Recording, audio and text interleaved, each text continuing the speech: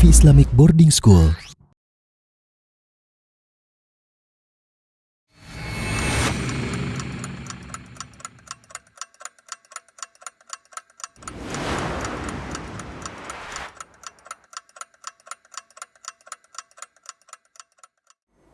Assalamualaikum warahmatullahi wabarakatuh.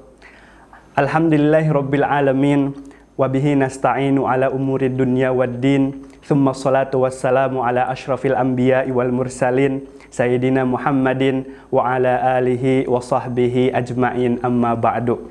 Ma'asyiral muslimin, sahabat Al-Wafi yang dirahmati oleh Allah Subhanahu wa taala. Setelahnya kita memuji dan bersyukur kepada Allah, kemudian bersolawat kepada Nabi.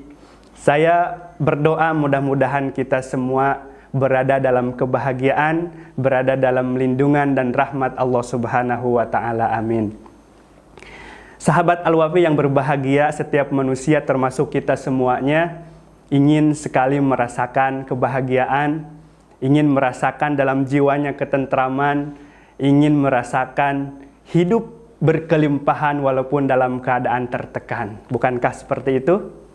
Alaysa kadzalik? Bala.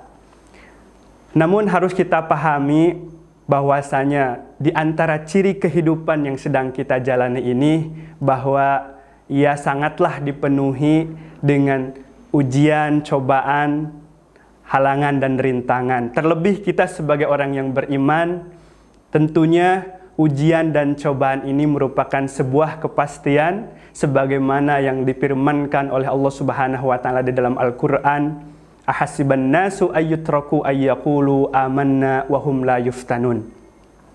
Apakah manusia mengira bahwasanya mereka akan dibiarkan begitu saja dengan mengatakan saya telah beriman dan mereka tidak diuji? Berarti kita pahami bahwasanya orang yang beriman pasti diuji.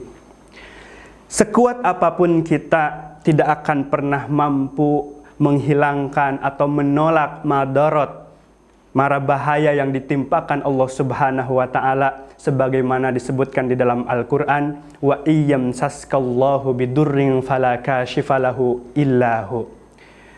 Dan ketika Allah Subhanahu wa taala menimpakan kemadaratan, mara bahaya kepadamu, maka tidak ada yang bisa menghilangkannya kecuali Dia Sang Maha Kuasa. Ma'asyiral muslimin, sahabat Al-Wafi yang dirahmati oleh Allah Subhanahu wa taala, di antara ujian yang sedang kita hadapi saat ini adalah pandemi corona yang sudah lebih dari 1 tahun melanda. Berbagai usaha sudah kita lakukan, tapi sampai saat ini kita tidak mengetahui kapan ia sampai pada titik terakhirnya. Banyak orang yang tidak bisa bekerja atau memaksa bekerja namun harus dibatasi oleh ruang dan waktu dengan resiko yang sangat berbahaya. Kalau kita perhatikan lagi musibah-musibah lain yang datang silih berganti, seperti halnya banjir yang melanda di beberapa kota, bahkan sampai musibah jatuhnya pesawat udara. Ma'asyiral muslimin, sahabat Al-Wafi yang dirahmati oleh Allah Subhanahu wa taala, dari rangkaian bencana yang sudah terjadi atau ujian, cobaan hidup yang sedang kita hadapi, mestinya ia mampu membuat kita lebih paham lagi apa yang Allah inginkan dari bencana yang menimpa diri kita.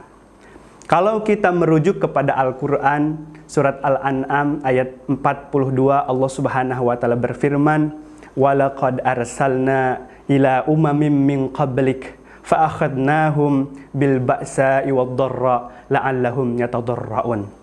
Dan sungguh kami telah mengutus para rasul kepada umat-umat sebelum kamu, dan kami mengadab mereka dengan kemelaratan, kesengsaraan, agar mereka memohon kepada Allah dengan kerendahan hati. Dari ayat ini kita bisa memahami bahwa cobaan hidup, ujian, musibah, wabah yang melanda, itu semua terjadi supaya kita menyadari kelemahan diri kita, sehingga kita memohon kekuatan, memohon pertolongan kepada Allah Subhanahu wa taala dengan kerendahan hati. mengakui kekhilafan atau dosa-dosa yang sudah kita perbuat, dan kembali kepada ketaatan, kembali kepada jalan yang dicintai dan diridhoi oleh Allah Subhanahu wa taala. Allah Subhanahu wa taala berfirman, "Wa ma asabakum min musibatin fabima kasabat aydikum wa ya'fu an katsir." Dan Allah tidak akan menimpakan azab kepada kalian kecuali karena tangan-tangan kalian sendiri. Berarti musibah yang terjadi saat ini bisa jadi karena kelakuan kita, karena perbuatan dosa atau maksiat yang kita lakukan. Padahal ikhwan sekalian, kalau sekiranya kita meningkatkan terus keimanan, melaksanakan ketakwaan, selalu mohon ampunan kepada Allah Subhanahu wa taala, maka bencana-bencana itu tidak akan menimpa kita. Sebagaimana yang difirmankan di dalam Al-Qur'an, "Ma yaf'alullahu bi'adzabikum in syakartum wa amantum." Dan Allah tidak akan mengadab kalian selama kalian bersyukur dan beriman. Di dalam ayat lain Allah Subhanahu wa taala berfirman, "Wa ma kana Allah mu'adzibahum wa hum mustaghfirun." Dan Allah tidak akan mengadab mereka selama mereka beristighfar memohon ampunan. Ma'asyiral muslimin, sahabat Al-Wafi yang dirahmati oleh Allah Subhanahu wa taala, timbul pertanyaan dari rangkaian musibah cobaan hidup yang kita hadapi. Apakah kita akan terus terkurung dalam kesedihan, dalam kegelisahan? Bisakah kita keluar dari kurungan itu sehingga kita kembali merasakan kesejahteraan, kembali merasakan ketentraman hati, ketenangan jiwa, merasakan hidup berkelimpahan walaupun dalam keadaan tertekan? Jawabannya adalah bisa, biidznillah ta'ala. Karena ikhwan sekalian, kebahagiaan itu ditawarkan kepada setiap insan, tergantung bagaimana dia cerdas menyikapi semua keadaan. Rasulullah sallallahu alaihi wasallam bersabda, "Ajaban li amril mu'min, inna amrahu kulluhu khair. Wa laysa dzalika li ahadin illa lil mu'min. In asabathu sarra syakara fakana khairun lah, wa in asabathu dharra sabara fakana khairun lah." Sungguh menakjubkan perkara orang yang beriman. Semua perkaranya bisa mendatangkan kebaikan. Dan ini tidak terjadi kecuali hanya terhadap orang yang beriman saja. Ketika ditimpakan kenikmatan atau diberikan kenikmatan, dia bersyukur, tentunya itu baik baginya. Dan jika ditimpakan musibah, cobaan, mara bahaya, kemudian dia bersabar, tentu itu baik baginya. Ma'asyiral muslimin rahimakumullah, berarti yang harus kita lakukan supaya kita tetap merasa tenang, hidup berkelimpahan, memiliki mental keberlimpahan walaupun dalam keadaan tertekan, yang pertama adalah selalu mohon ampunan kepada Allah Subhanahu wa taala, kembali melaksanakan ketaatan, melaksanakan kesolehan dan ketakwaan. Karena takwa inilah yang membuat orang mendapatkan jalan keluar dari permasalahan yang dihadapi. Kesolehan inilah yang akan membuat dia merasakan kebahagiaan. Sebagaimana yang difirmankan di dalam Al-Quran, "Wa may yattaqillaha yaj'al lahu makhraja." Dan barang siapa yang bertakwa kepada Allah Subhanahu wa taala, Allah akan menjadikan untuknya jalan keluar. Dalam ayat lain Allah Subhanahu wa taala berfirman, "Alladzina amanu wa amilus solihati tuba lahum." Orang-orang yang beriman dan melaksanakan amal soleh, kebahagiaan baginya. Wa husnu ma'ab, dan tempat kembali yang baik. Yang kedua yang bisa kita lakukan adalah cerdas dalam bersikap. Ketika mendapatkan nikmat kita bersyukur, ketika mendapatkan ujian, cobaan, mara bahaya, minimal kita bisa bersabar. Allah Subhanahu wa taala berfirman, "Innama yuwaffas sabiruna ajrahum bighairi hisab." Sesungguhnya bagi orang-orang yang bersabar, Allah akan mencukupinya dengan pahala yang tak terhingga. Ketika kita mendapatkan pemberian yang berlimpah dari orang lain misalkan, apa yang kita rasakan? Senang, bahagia, bukan? Seperti itu. Lalu bagaimana dengan limpahan pahala yang Allah berikan kepada kita? Tentunya kita akan mendapatkan kebahagiaan. Surga yang di dalamnya dipenuhi dengan berbagai kenikmatan, ternyata diperuntukkan bagi orang-orang yang sabar. Dan dalam Al-Quran disebutkan, salamun alaikum bima sabartum fani'ma uqbaddar.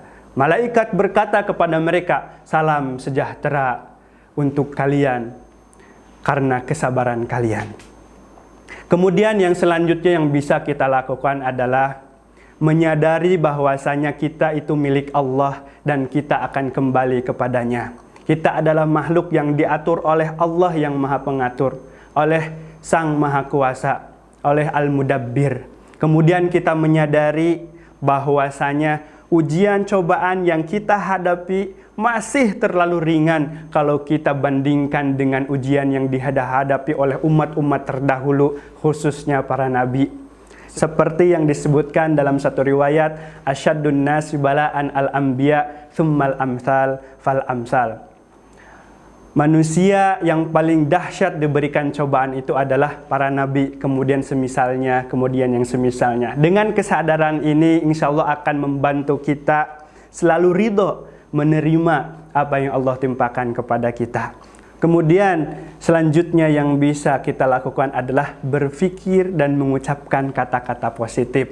Bisa dengan menyampaikan harapan-harapan kita, mendoakan orang-orang yang berada di sekeliling kita. Tidak hanya menyaksikan kondisi mereka, tetapi kita pun mulai terbiasa mendoakan mereka sesuai kebutuhan. Mengucapkan kalimat-kalimat thayyibah seperti yang biasa kita ucapkan dalam berzikir, insya Allah itu akan mampu menenangkan, menenteramkan hati kita. Sebagaimana di dalam Al-Quran disebutkan, alladzina amanu wa tatma'innu qulubuhum bidzikrillahi ala bidzikrillahi tatma'innul qulub. Dengan berzikirlah kepada Allah lah hati menjadi tentram. Kemudian yang terakhir dari saya, kita harus mengetahui bahwa apa yang kita terima dan kita rasakan kenikmatannya jauh lebih banyak dari apa yang hilang dari kita.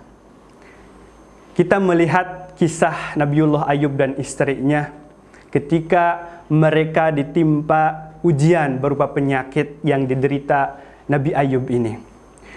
Pada awalnya mereka berdua menghadapi ujian tersebut dengan penuh kesabaran, ketabahan.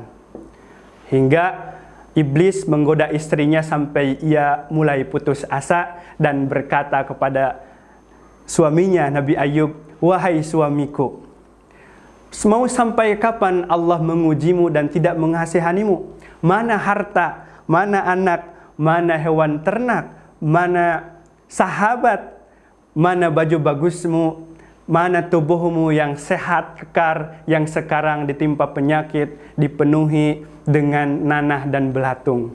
Lalu Nabi Ayub pun menjawab dan mengingatkan istrinya dengan berbalik bertanya, wahai istriku, dari mana kita mendapatkan hal itu semua? Istrinya pun menjawab, dari Allah Subhanahu wa Ta'ala. Kemudian bertanya lagi, berapa lama kita menikmati semua kenikmatan itu? Menjawab istrinya, berpuluh-puluh tahun. Kemudian Nabi Ayub bertanya lagi, berapa lama kita menderita atau kita mendapatkan ujian ini? Kata istrinya, 7 tahun yang lalu. Coba perhatikan dari kisah ini, bagaimana bisa Nabi Ayub selalu tegar, tabah menghadapi ujian, karena Nabi Ayub melihat berapa lama dia sejahtera, melihat berapa lama dia bisa menikmati kenikmatan yang Allah berikan. Kemudian kita melihat kenapa istri Nabi Ayub mulai putus asa, karena dia melihat berapa lama ujian itu dia hadapi. Seperti halnya pandemi corona yang masih melanda dunia ini. Kalau sekiranya kita melihat berapa lama kita bisa hidup normal, bisa bebas beraktivitas, berkumpul dengan teman dan keluarga, bisa belajar secara offline, insya Allah kita akan menjadi insan-insan yang bersyukur, selalu tegar, selalu semangat menghadapi kehidupan. Sebaliknya kalau sekiranya kita fokus terhadap corona, tidak bisa beraktivitas, tidak bebas melakukan kegiatan, belajar online, kerja, harus di rumah, lain sebagainya, maka kita tidak akan pernah semangat. Kita akan terus mengeluh, kita akan terus merasa cemas, sedih, gelisah, dan lain sebagainya. Itulah di antara yang bisa kita lakukan supaya hati kita tetap merasa tentram, hati tenang, selalu merasakan hidup berkelimpahan walaupun dalam keadaan tertekan. Barakallahu fikum. Wassalamualaikum warahmatullahi wabarakatuh.